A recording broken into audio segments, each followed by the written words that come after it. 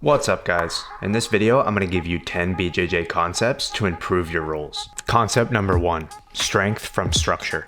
Building strong structure relative to your opponent is key for staying safe and gaining advantage in an exchange. Good structure allows you to bear weight and resistance safely, absorbing pressure through your frame instead of your muscles. Here's a great example from octopus guard. I first build up to an elbow, creating upper body structure, then up to a knee, establishing lower body structure. Then I posture up, bringing my spine and core into alignment to better transfer power between my upper and lower body. My first attempt at a sweep fails, but because I maintain a wide base and good structure, I'm able to absorb the resistance, then drive through to a back take. Beyond its defensive benefits, prioritizing structure allows us to build a simple mechanical advantage over our opponent. This enables us to efficiently win exchanges over time. Check out the scoop sweep. Rather than lifting my opponent, I use his spine as a lever and my own knee as a fulcrum to easily bring him over and secure top position. We can also use an opponent's structure against them. When they attempt an explosive movement, we create hooks and posts on their frame to stabilize ourselves. A great application is using a leg lace to prevent lifting takedowns. The lace can then be used as a foundation for counterattack. Concept number 2, use your big muscles. Strong structure allows you to power dynamic movements with your body's larger muscle groups. This is key to preventing injury. As true in jiu-jitsu as it is in daily life, lift with your legs. This goes for takedowns such as mat returns, double legs, and hip throws, but it also goes for sweeps. Make sure any elevation is initiated by your lower body. Another common application is to pull with your back. Don't use your biceps to contract. This will lead to quick burnout. Instead, think about drawing your elbows behind you. This keeps the power focused into your lat muscles. Concept number 3, contortion. If you can control your opponent's posture, they become considerably weaker and incapable of explosive movement. The easiest way to do this is to bend the neck. The body goes where the head follows, so bending your opponent's neck can force them towards a submission. More powerful than bending the neck is to bend the whole spine. Twisting the spine is an effective way to set a pin. It prevents the bridge as you set up your grips and submissions.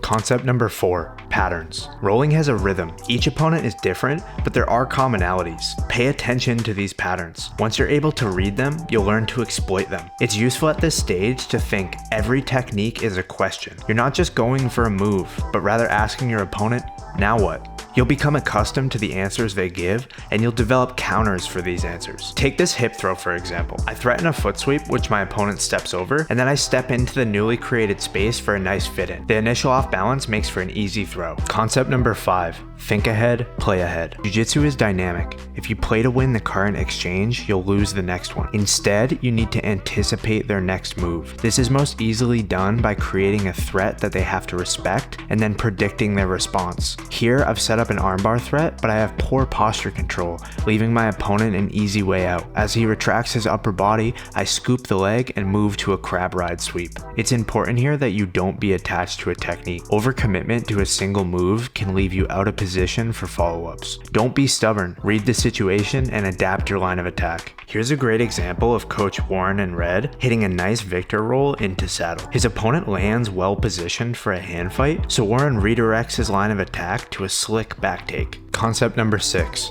opportunistic aggression. As you progress towards dominant positions and submissions, you need to stay on the lookout for windows of attack. These aren't always predictable.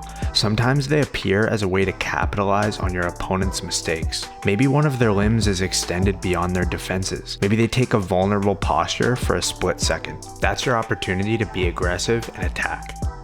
Concept number 7, timing is technique. When most people think of technique, they think of the mechanics alone, the underlying forces and structure of a move. But even the most precise mechanics fail when applied at the wrong time. Great technique applies the right mechanics at the right time. Sometimes you can make trade-offs. Sharp mechanics can compensate for slight errors in timing, and great timing can overcome mechanical inefficiency. Take this sweep for example. I enter an arm drag from a scramble and I look to sweep. I get good elevation, but I fail to insert a proper butterfly hook. If I had taken the time to set up my hook, my opponent would have moved around the corner. My mechanics weren't perfect, but my timing was good, so I was able to finish the sweep. Concept number 8, smooth is fast. With timing being so crucial in jiu-jitsu, it's easy to rush your techniques. This leads to mistakes and inefficiencies. You end up skipping steps, missing cues, and overcommitting too early, All of this will get you countered, so slow down. Prioritize fluid motion over speed. This will reduce the energy wasted on failed techniques, it will reduce the time wasted by sloppy execution, and it will protect you from the risk of being countered due to overcommitment. By slowing down and moving better, you will get to your destination faster. Concept number 9. Sharpen your favorite sword. Find a technique that you like and train it relentlessly. You'll have fun, train more, and get better. Focus your attention and build specialization. One sharp tool beats dozens of dull ones. The return on investment of focused work is much higher than sporadic skill development. This is one of my favorite techniques. It's an arm drag sasai. It combines a traditional wrestling arm drag with a judo foot block to create a reliable path to the back. I've been working on it for over a year and have seen tremendous improvement. As you develop expertise, you'll realize that having a reliable technique promotes exploration. Familiar movements feel safe.